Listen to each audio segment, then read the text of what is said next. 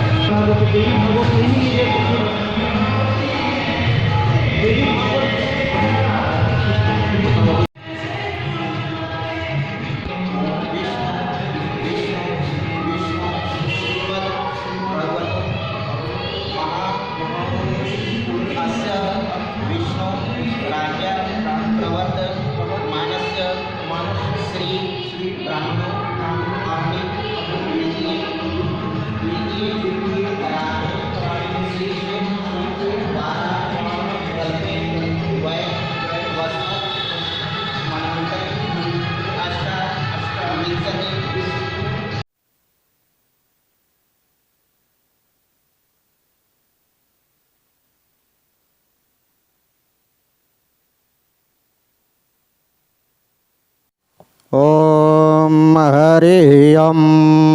स्वस्ति न इंद्र वृद्धश्रवाः, स्वस्ति न पूषा विश्ववेदाः, स्वस्ति नस्तार्क्ष्यो अरिष्टनेमिः, स्वस्ति नो बृहस्पतिर्दधातु पृश्निदस्वाः, वृष्णिमातरं शुभम्यवानो विदते सुजग्मयः, अग्निरमनवः सुरचक्षसो विश्वे नो देवसागमन्निहं, भद्रं कर्णेभिः देवानां स्थिरैङ्गः तुष्टवासे महिता।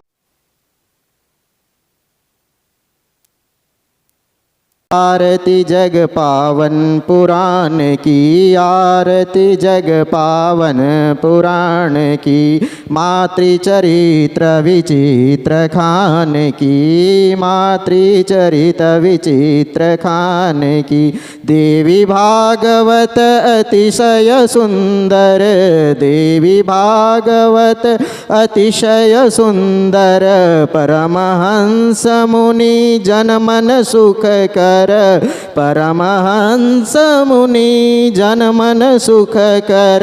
की पहाड़ों वाली मैया की, नैना देवी मैया की, ज्वाला देवी मैया की, हिंगलाज मैया की, वैष्णो रानी मैया की, छिन्नमस्तिका मैया की।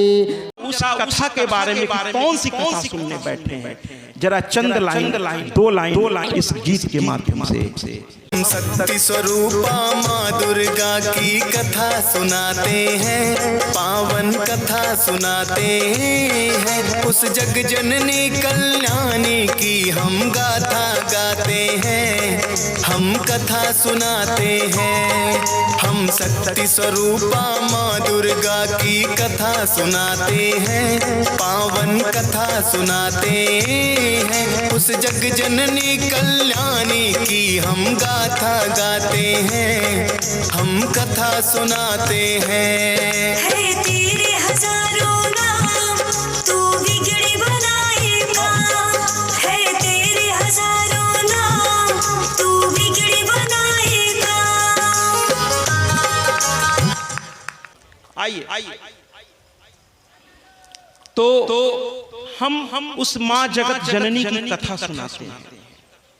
माँ विष्णु महेश की भी माता है, लेकिन इस कथा को प्रारंभ करने से पहले हम जरा इस माँ को पहले समझ लें जो इस धरा की माँ है। जब तक इस माँ को हम प्रणाम नहीं करेंगे, मैं सारे लोगों से ये बात कहना चाहता हूँ, मैं हमेशा कहता हूं कि पहले इस माँ को प्रणाम करिए, यानी आपके घर में जो आपके माता पिता हैं, अगर आपसे वो सुखी नहीं है तो आप विंध्याचल चले जाइए, वैष्णो देवी भी चले जाइए, अरे भैया आप कामाख्या भी चले जाइए, लेकिन वहां आपको माँ नहीं मिलेगी।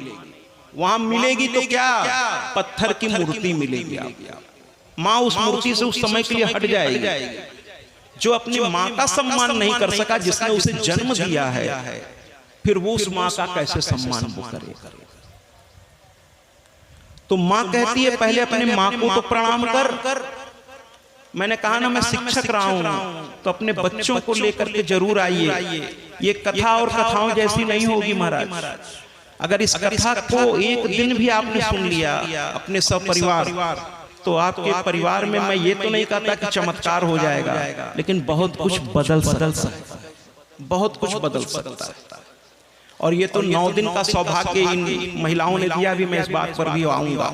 और डॉक्टर साहब ने भी, ये उनके ही अथक प्रयास का नतीजा है कि आज गुप्त नवरात्रि का प्रथम दिन है। गुप्त नवरात्रि पर श्री माँ की कथा, इससे बड़ा सौभाग्य क्या होगा। क्यों नहीं इस बात पे एक तालियां हो जाए, खुद से जयकारे लगाइए। ये माँ का घर है, मुझे नहीं, माँ को प्रसन्न करना है। माँ से कह देना है, ए माँ देख तेरा बेटा यहाँ बैठा या तेरी बिटिया यहाँ बैठी है। अपनी अपनी तालियों से उनको बताइए, मैं यहाँ बैठी हूँ, तेरी कथा में बैठी हूँ, तू मेरे घर आ, तू मेरे घर आ। ठीक है? तो माँ को रिझाना है। ऐसा मौका बार बार नहीं मिलेगा। अरे पूछिए डॉक्टर साहब से, पूछिए शकुंतला जी से, पूछिए उनके टीम से, इस मौका को लाने के लिए उन लोगों ने कितना कुछ सहा है। लेकिन आज शकुंतला जी और आप सबकी जितनी भी ये टीम है, महिला टीम में 2-3 दिन से यहाँ ठहरा हूँ, सभी बता रहे थे हम लोग गली गली जाते हैं महाराज जी। कुछ लोग कुछ कहते हैं, कुछ लोग कुछ कहते हैं। मैंने उनसे कहा घबराइए नहीं, आपकी साधना आप सफल होने जा रही है। और मैं इन लोगों के लिए अपनी ओर से, आप तो तालियां बजाइए ही, मैं तालियां बजा पर कि आपकी साधना सफल हो गई, आपकी साधना सफल हो गई, आप सफल हो गए। और कोई कमी नहीं है महाराज, कोई कमी नहीं है। मैंने आया तो मैं सुना कि कमी है, कमी, अरे कोई कमी नहीं है महाराज। जहां माँ आ गई अब वहां कहां कमी रहेगी, कोई कमी नहीं है, सब ठीक है, पॉजिटिव बनिए। तो सबसे पहले इन माताओं को मेरा प्रणाम है। इनके लिए गीत मैं ले आया हूं, लेकिन अब एक महिला की बड़ी बुलंद आवाज माइक पर आ रही थी और वो कह रही थी ऑडियो वाले से, वही डीजे वाले बाबू तेरा गाना बजा दो, कह रही थी, वो माइक से कह रही थी भैया गाना बजा दो, सब लोग नृत्य करना चाहते हैं। तो वो कौन थी मैं तो नहीं मुझे मालूम, लेकिन अच्छी बात है, माँ को ये सब बड़ा पसंद है, नृत्य गीत है ना, उनको बहुत। वो रोती चेहरों को, हम लोग क्या है ना, जब चेहरा एकदम दुखी रहता है तब भगवान के घर जाते हैं। इस पर एक मजेदार बात आपको बताऊं कि एक दिन एक भक्त गया भगवान के पास, तो उस दिन भगवान बैठ के रो रहे थे। भक्त घबरा गया, कहने लगा सब भक्त नहीं आया। तो वो चकरा गया भक्त, कहने लगा अरे दिन भर तो आपके यहाँ भीड़ लगी रहती है, सुबह से शाम लोग लगे रहते हैं और आप कहते हैं कोई भक्त ही नहीं आया। वो कहने लगे अरे ये सब भक्त नहीं है। तो कहें अरे इतने ढेर सारा माला चढ़ाते हैं, इतने ढेर सारे मिठाइयाँ चढ़ाते हैं। हाँ ये और बात है कि पंडित जी को दक्षिणा देना भूल जाते हैं। पंडित जी भी मुस्कुरा रहे होंगे, मैं इस पर भी आऊंगा, मैं तो हर पक्ष की बात रखूंगा सबके सामने। तो कहने का तात्पर्य है कि भक्त ने कहा इतने माला फूल आप पर लदे हुए हैं, इतनी प्रसाद सुबह से शाम, मंदिर का घंटा और शांति नहीं हो रहा, टन टन टन टन, और आप कह रहे हैं भक्त नहीं आ रहे हैं। तो भगवान ने कहा सुनो किसी से कहोगे तो नहीं। तो कहने लगा नहीं, आप अपने दिल की बात खुल के बताइए। तो भगवान ने धीरे से कहा ये सब भक्त नहीं है। तो कहें फिर कौन है, कहीं ये भिख मंगे। जरा सुनने में कड़वा लगेगा लेकिन सत्य। कहें ये सब भिख। कहें क्यों? कहें कोई मेरे मंदिर में इसलिए आता है कि मुझे लड़का नहीं हो रहा है, कोई कहता है मेरी नौकरी नहीं है, कोई कहता है मुझे दौलत की इच्छा है, कृपया आ रहा है, लेकिन इन दिन भर आने वाले हजारों लोगों में से एक भी ऐसा व्यक्ति अभी तक नहीं आया जो आकर के मुझसे कहे कि हे भगवान, हे मेरी मैया, तुझसे आज मैं तुझको मांगता हूं। ऐसा कहने वाला कोई नहीं आया। इनको दबाने से आपके शरीर में बहुत सारे इसके लाभ हैं, बहुत सारे लाभ हैं। तो जब आप ताली बजाते हैं, ये सारे पॉइंट्स दबते हैं। हमारे पूर्वजों ने यूं ही ये सब चीजें नहीं बनाई है, कथा संगीत, इसमें ये सब चीजें आपके शरीर से शुद्ध करती हैं। इसलिए तालियां जोर से बजाइए। तालियां तो ऐसी बजनी चाहिए कि हथेलियां लाल पड़ जाएं। तालियां ऐसे बजनी चाहिए। आप लोग कि किसी के घर अगर आप बच्चा हो और अगर आप जाएं तो कृपया, और वहां अगर बालक हो, वहां पर बालक हो, अगर बालक हुआ है, पहली बार अगर बालक हुआ है तो वहां जाकर के आप बधाई का थोड़ा तरीका आपको बदलना होगा। बधाई का तरीका बदलना होगा। हम लोग जब भी किसी के घर बालक उत्पन्न होता है तो हम लोग बधाई देने जाते हैं तो कहते हैं बधाई हो, आपके घर बालक हुआ है या बालिका हुई है, बधाई हो। आज के बाद अगर आप किसी के घर जाइए तो ये कहिएगा कि बधाई हो, आज आपके घर माँ आई है। क्योंकि जैसे ही कोई बालक जन्म लेता है वो स्त्री माँ का स्वरूप हो जाती है, माँ का स्वरूप हो जाती है। और इस धरा की सबसे श्रेष्ठ स्थान अगर कोई है तो माँ का है। माँ से बढ़कर इस संसार में कोई नहीं है। मैं इस माँ पर बाद में आऊंगा, पहले आप अपनी माँ को प्रणाम कीजिए। अगर आपके साथ आज भी हैं, अगर आप बड़े हो गए हैं और आपके माता पिता अभी भी आपके साथ हैं तो आप दुनिया के सबसे भाग्यशाली व्यक्ति हैं। सबसे भाग्य, जिस घर में बड़े बड़ों का सम्मान होता है उसी घर में देवताओं का निवास होता है। जिस घर में नारी का सम्मान होता है उसी घर में देवताओं का, कहते हैं ना, यत्र नारी पूजन्ते तत्र रमन देवता। जहां नारी का पूजा होती है वहीं देवताओं का निवास होता है। और देखिए हम और आप क्या हैं महाराज, हम आप क्या हैं? अरे भगवान भी माँ का सम्मान करते हैं। भगवान भी माँ का सम्मान करते हैं। जब भगवान ने अवतार लिया, जब भगवान ने अवतार लिया तो हर अवतार में, चाहे कृष्णा अवतार देख लीजिए, चाहे रामा अवतार देख लीजिए, हर अवतार में भगवान ने सबसे पहले माँ के सामने अपने आप को प्रकट किया। भय प्रकट कृपाला दीन दयाला, हाँ जी, भय प्रकट कृपाला दीन दयाला कौशल्या हितकारी। भय प्रकट कृपाला।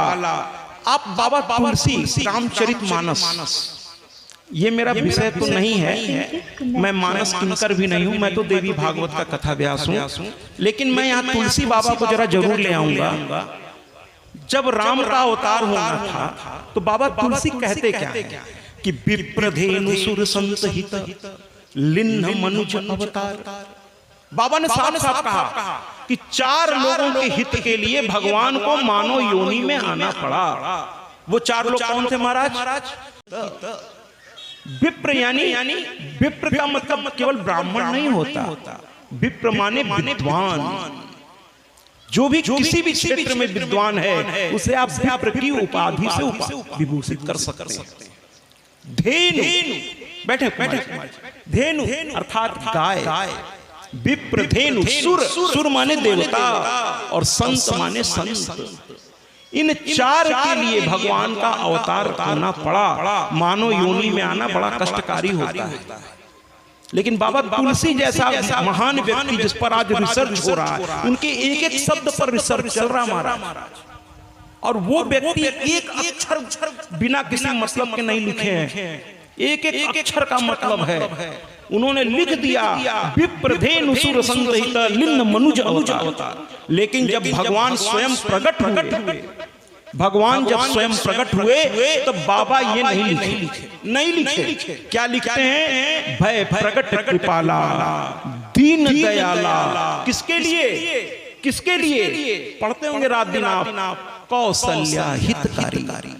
क्यों नहीं लिखा विप्र, क्यों नहीं लिखा धेनु, क्यों नहीं लिखा सुर, क्यों नहीं लिखा संग? इस पर विश्लेषण करने की बात है। कहते ना जब भगवान प्रकट हुआ है इस संसार में राम के रूप में, तो कहते कौशल्या सिर्फ अपनी माँ के लिए, यहाँ पर सिर्फ माँ को सुख देने के लिए, क्योंकि बाल्य सुख माँ के लिए एक बहुत बड़ा सुख है। इसके लिए माँ ने तपस्या की थी, कौशल्या ने तपस्या की थी मनु और शतरूपा के रूप में। और उस तपस्या में भगवान जब प्रसन्न हुए तो पूछा कि क्या चाहती हो? तो उन्होंने कहा आप जैसा पुत्र चाहिए, आप जैसा पुत्र। तो कहे कि एको हम द्वितीयो नास्ति, मैं मेरे सिवा मेरे जैसा कोई दूसरा है ही नहीं। तो कहे फिर मैं ही जन्म लूंगा, मैं ही तेरी कोख से जन्म लूंगा। और भैया डंके की चोट पर मैं एक बात कहना चाहता हूँ, आज भी राम आ सकते हैं, आज भी कृष्ण हो सकते हैं, लेकिन कौशल्या जैसी पवित्र कोख होना जरूरी है। जिस दिन कौशल्या जैसा पवित्र कोख आ जाएगा, राम आज भी आएगा, राम आज भी आएगा। वो कोख लाना होगा जो कौशल्या जैसा पवित्र, देवकी जैसा पवित्र हो तो कृष्ण भी आएगा, और मीरा जैसा भुलाने वाला हो तो फिर कृष्ण आएगा ही आएगा, कृष्ण आएगा ही आएगा।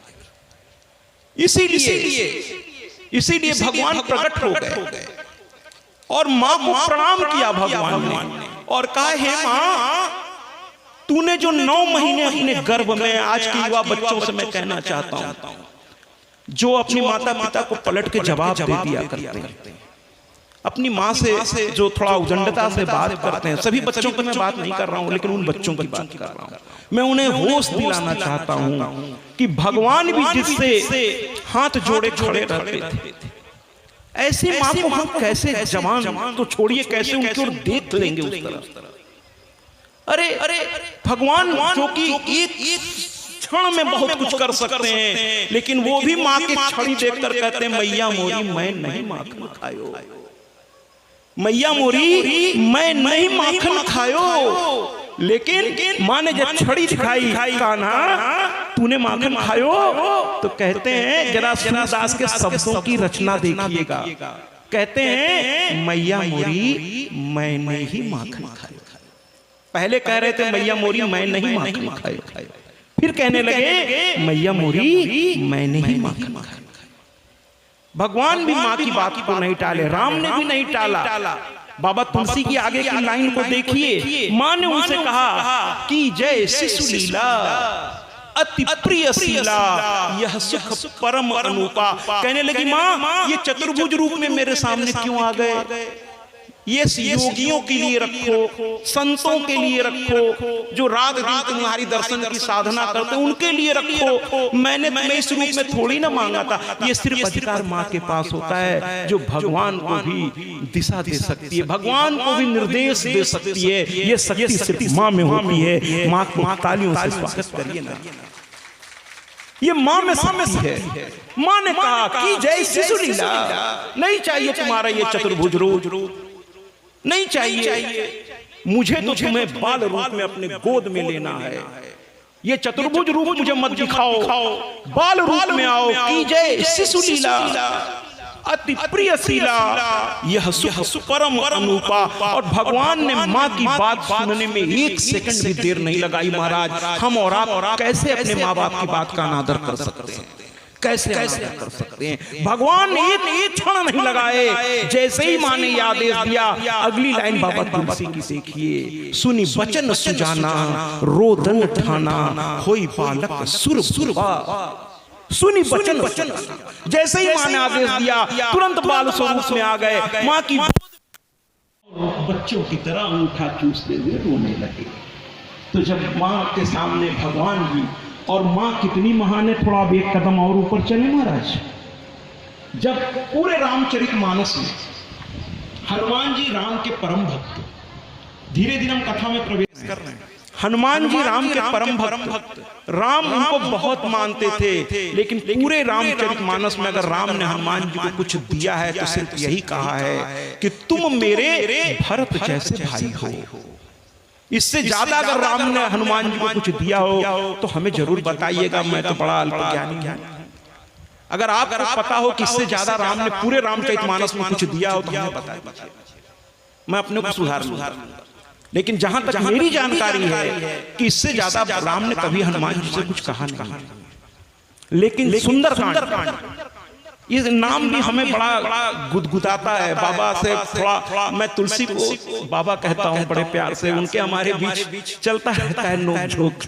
तो बाबा तुलसी से मैंने एक बार मन ही मन पूछा कि बाबा ये बताओ कि जिस कांड में सोने की लंका धू धू करके जल गई, वही कांड आपको सुंदर लगा, उसका नाम आपने सुंदरकांड रख दिया महाराज।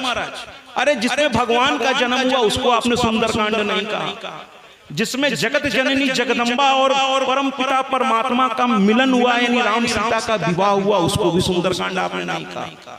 और जहां लंका धू करके जल गई, सोने की लंका जल के राख हो गई, उसको आपने सुंदरकांड कह दिया।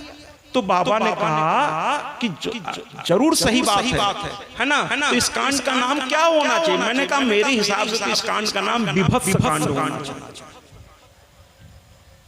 है ना। विभत्स कांड, लंका जल रही है महाराज, सोने की लंका जो वर्षों की तपस्या के बाद रावण को प्राप्त हुई थी, वो जल के राख हो रही है उसके कर्मों की वजह से। इसको सुंदरकांड आपने क्यों कह दिया? तो बाबा ने मुस्कुराते हुए शायद ऐसा कहा कि सुंदरकांड मैंने क्यों कहा, ये सुंदरकांड आप लोगों के घर में हर शनिवार मंगल को सुंदरकांड का पाठ होता होगा, बहुत से लोग रोज आप लोग पढ़ते हैं, लेकिन कभी इस बातों पर शायद आप लोग बहुत आदरणीय लोग हैं, हमें उम्मीद है जरूर ध्यान दिया होगा आप लोग। मैं तो हमेशा हर कथा में कहता हूं कि यहाँ बैठा हर व्यक्ति हमसे श्रेष्ठ है, कोई ज्ञान में मुझसे श्रेष्ठ है, कोई भक्ति में मुझसे श्रेष्ठ है, कोई उम्र में मुझसे श्रेष्ठ है। इसलिए आप समस्त आदरणीयों को मैं प्रणाम करता हूं, मैं प्रणाम करता हूं, मैं प्रणाम करता हूं। जी जरूर बजाइए ना, संकोच किस बात का, पड़ोसी बुरा नहीं मानेगा, बजाइए आप। तो कहने का तात्पर्य है कि सुंदरकांड का जो पहली लाइन जहां सुंदरकांड शुरू होती है महाराज, वो दोहा की बात, छंद पे जब हम आते हैं तो क्या जामवंत के बचन सुहाई। सुंदरकांड का नाम सुंदरकांड इसलिए पड़ा कि जामवंत के बचन सुहाई, सुनी हनुमंत हृदय अति भाई। ये दो लाइन में पूरा ये रहस्य छुपा हुआ है कि इसका नाम सुंदरकांड क्यों पड़ा। आज की युवाओं से मैं कहना चाहता हूं, कहते हैं कि जिस घर में युवाओं को अपने बड़े बूढ़ों की बात, जामवंत के बचन सुहाए। किसको सुहा रहे हैं जामवंत के बचन? हनुमान जी को। जामवंत बहुत वयोवृद्ध और हनुमान उनके आगे बहुत छोटे है ना महाराज। ऐसे तो वो ब्रह्मा के अंश थे और हनुमान जी शंकर स्वयं केसरी नंदन। शंकर सुमन नहीं है, शंकर स्वयं केसरी नंदन, तेज प्रताप महाजगवंदन, शंकर स्वयं केसरी नंदन। तो ब्रह्मा और शिव में कोई अंतर नहीं है महाराज। अभी बहुत गंभीर चीजों पे मैं नहीं जाऊंगा, अभी तो पहले आपको अपने से कनेक्ट करने का प्रयास करूंगा। धीरे धीरे स्तर, जैसे क्लास में टीचर जाता है तो पहले बच्चों से कनेक्ट होता है, फिर धीरे धीरे स्तर उठाता है, तो मैं आऊंगा धीरे धीरे इस पर। तो ब्रह्मा जी और शंकर भगवान में कोई अंतर नहीं है, लेकिन यहाँ पर दिखाया ये गया है कि ब्रह्मा जी जो जामवंत के स्वरूप में वयोवृद्ध हैं, और जब कोई घर का बड़ा अपने बच्चों से कुछ कहे महाराज, तो कहते हैं कि जामवंत के बचन सुहाए। किसको? हनुमान जी को। और केवल आपको बड़ों की बात अच्छी लगने लगे जिस दिन से, मैं सारी युवाओं से कहना चाहता हूं कि अगर आपके घर का बड़ा, आपके ताऊ जी, आपके पिताजी या आपके दादाजी अगर कुछ आपसे कह रहे हैं और जिस दिन से उनकी बात आपको अच्छी लगने लगे महाराज, समझ लीजिएगा अब आपके जीवन में कुछ अच्छा होने वाला है। क्योंकि जामवंत के वचन सुहाए, सुनी हनुमंत हृदय अति भाए। और जब हनुमान जी ने जामवंत की बात को अच्छा समझा, तो जानते फिर क्या होगा कि जागिर चरण दे हनुमंता, सो तो गया पाताल तुरंता। माने जब बड़ों की बात आप मानेंगे तो आप में ऐसी ऊर्जा आएगी महाराज कि जिधर भी हाथ रखेंगे सब सोना हो जाए। इसीलिए इस कांड का नाम सुंदर कांड पड़ा कि जब जामवंत ने कहा चुप साधी रहे बलवान, और हनुमान जी खड़े हो, उन्होंने उनसे तर्क वितर्क नहीं किया। उन्होंने कहा ये बड़े हैं, अगर कह रहे हैं कि मुझ में ताकत है तो फिर है होगी। और ये विश्वास करके वो, जब आप अपने माँ बाप की बात को मानेंगे बिना किसी की तर्क के, क्योंकि माँ बाप आपका हित चाहता है, उसकी बात को बिना किसी तर्क के स्वीकार करने की जिस दिन आपको आदत पड़ जाएगी महाराज, उस दिन से आपके जीवन में सब सुंदर ही सुंदर होगा। इसीलिए इस कांड का नाम सुंदर कांड पड़ा। हाँ, थोड़ा जोरदार ताली। अब आइए थोड़ा सा ऊपर चलते हैं। आइए अब उस माँ की कथा में प्रवेश करते हैं। मेरी मैया की कथा, जिस मैया की हम कथा लेकर आए हैं, जरा सा जिसकी प्रतिमा इतनी सुंदर, कहते हैं उस मैया की जिसकी मैं कथा लेकर आया, कितनी सुंदर है। कभी उसके चित्र को आपने देखा है? कभी उसकी तस्वीर को देखा है? लगे हम आपको बताएं, जब आप माँ की मूर्ति खरीदने जाया कीजिए तो कोई भी मूर्ति मत उठा लिया कीजिए ना। मूर्ति ऐसी होनी चाहिए, तस्वीर ऐसी होनी चाहिए जैसे लगे माँ बोल पड़ेगी। खूब ध्यान से देखिए, और जिस मूर्ति में माँ एकदम जीवंत लगे, बस वही मूर्ति फिर मुंह मांगी दाम देके खरीद लीजिए, फिर उसे ले आइए। क्रोध चेहरे पर क्रोध हो, वो मूर्ति घर में नहीं रखनी चाहिए। मैं आपको बहुत कुछ बताऊंगा क्या नहीं करना चाहिए। तो जिस चेहरे पर क्रोध आवेश दिखाई दे, वो मूर्ति ये वो तस्वीर घर में नहीं रखनी चाहिए। हमेशा मुस्कुराती प्रसन्न मुद्रा में। तो मेरी माँ कितनी सुंदर है, आइए ना जरा देखते हैं।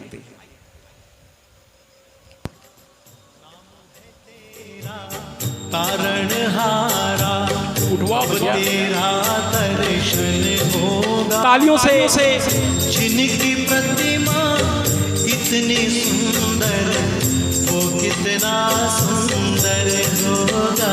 पूछिए ना आज माँ से, कितना सुंदर होगा। नाम है तेरा तारणहारा, कब तेरा दर्शन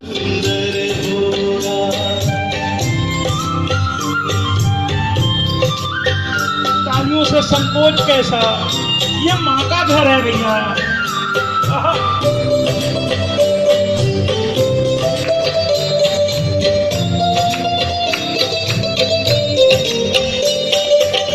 तुमने तारे लाखों प्राणी, यह संतों की वाणी है, यह संतों की वाणी है। तेरी हाथ उठाकर तालियों से माँ के दरबार में हाजिरी लगाइए ना।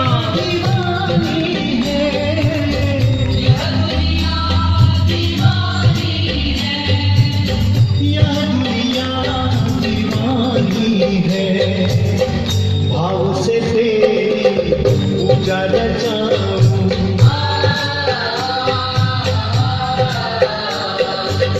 भाव से जिनकी प्रतिमा इतनी सुंदर, वो कितना सुंदर होगा, वो कितना सुंदर होगा।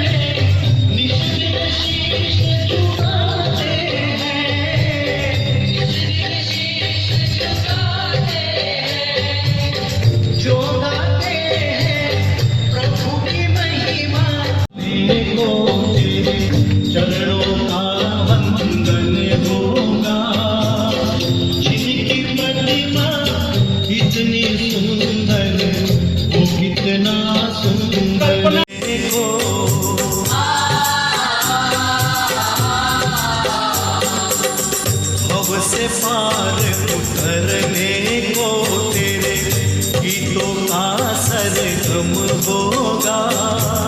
दुर्गति नाशिनी दुर्गा जय जय काल विनाशिनी दुर्गा जय जय दुर्गति नाशिनी दुर्गा जय जय काल विनाशिनी दुर्गा जय जय उमा रमा